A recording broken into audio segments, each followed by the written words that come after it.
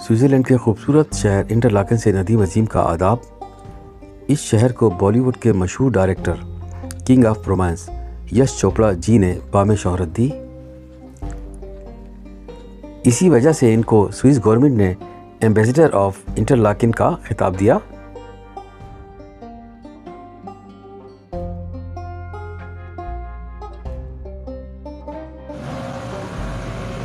इन्होंने अपनी काफ़ी फिल्मों की शूटिंग इंटरलाकेन स्विट्ज़रलैंड की हसीन वादियों में की। मज़ीद ये कि इनके नाम से एक ट्रेन का नाम भी रखा गया है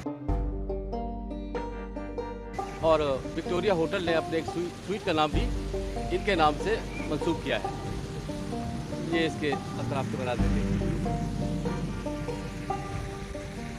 गांधी जी का स्टेचू कल हम गए थे जैनवा में, वहाँ पर है, वहाँ पे कोई नज़र नहीं आया इंडियन। इसके स्टेचू के सामने इंडियंस लोग सैकड़ों की तादाद में यहाँ आते हैं, आर्टिस्ट की कदर करते हैं।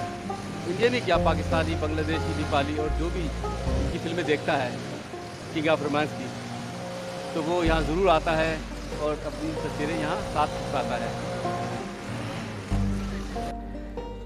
यहाँ पर यश चोपड़ा जी के स्टैचू के साथ पिक्चर खिंचवाने के लिए लोग अपनी बारी का इंतज़ार करते हैं।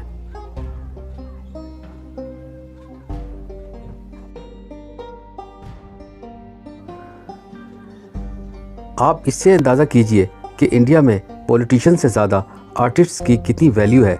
इनकी तरक्की का राज भी यही है, जबकि इसके बरक्स पाकिस्तानी आवाम सिर्फ अपने पॉलिटिशियंस, जनरल, जजेस की ही चर्चा में रहती है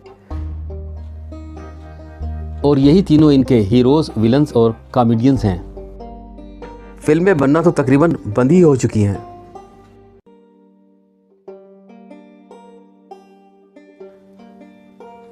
यश चोपड़ा जी का जन्म 1932 को लाहौर में हुआ। हिजरत के बाद लुधियाना और फिर बम्बई में रच बस गए। स्विस गवर्नमेंट ने 2016 में इस मूर्ति का उद्घाटन इनकी पत्नी पामिला और इनकी बहू मशहूर फिल्म स्टार रानी मुखर्जी से करवाया।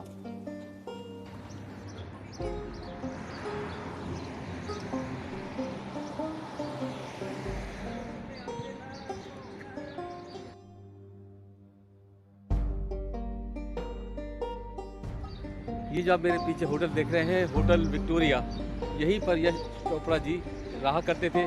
तो होटल की मैनेजमेंट ने इन्हीं के नाम से एक स्वीट का नाम यश चोपड़ा स्वीट रखा है।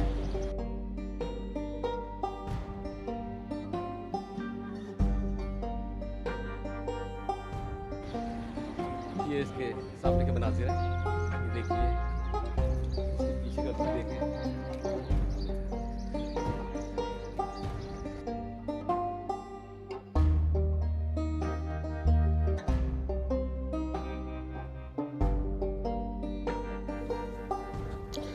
ये जो ऊपर पैराग्लाइडिंग फ़्लाइट्स आपको नज़र आ रही हैं, ये 20 मिनट्स के लिए 120 फ्रांक से 200 फ्रांक्स तक इसकी कॉस्ट है।